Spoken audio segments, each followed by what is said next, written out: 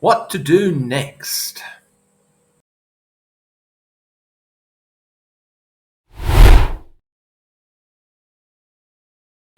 At the end of the novel 2001 A Space Odyssey, as also at the end of the movie, we're left with an image of the Star Child, the super evolved new form of David Bowman, the astronaut, hovering above the Earth and wondering what to do next.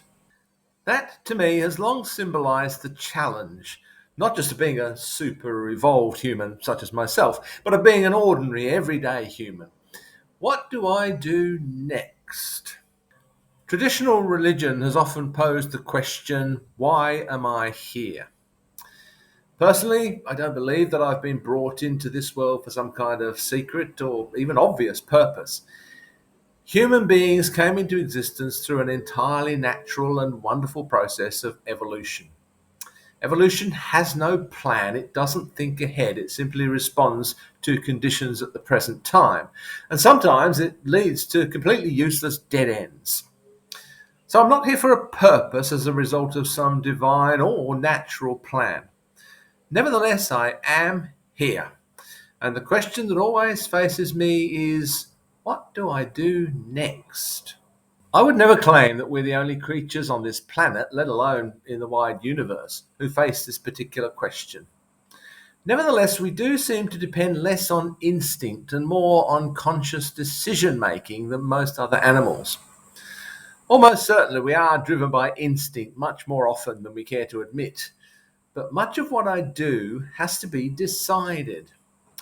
It doesn't really matter whether other creatures also face this dilemma. It doesn't even matter whether you do. I know that I do.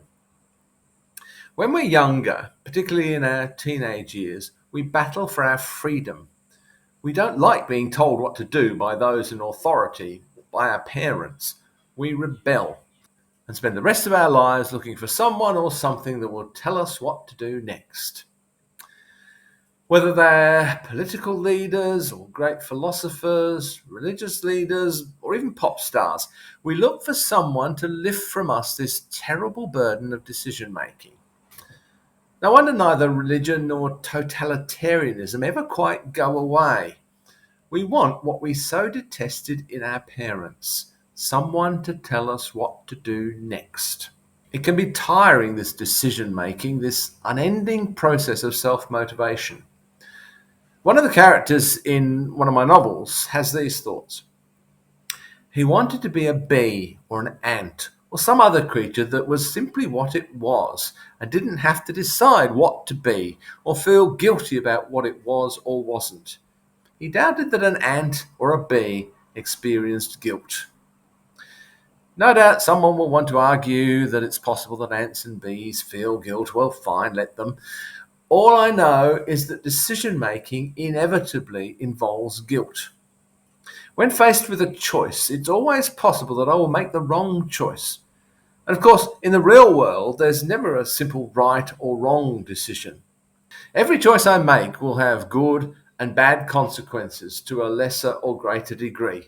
There's always room to feel guilty about the bad consequences and to feel guilty about the things that I didn't do. So every day, every moment, I feel like that star child looking at the world around me and wondering what I will do next. Don't get me wrong, it's not all bad by any means. It's actually also wildly exhilarating. Possibility is both frightening and exciting, like the best rides in a theme park. Let's face it, a roller coaster wouldn't be anywhere near as much fun if it wasn't also absolutely terrifying. Regardless of all the burdens that come with this freedom to do, I would never again swap it for the security of the state or the comfort of religion.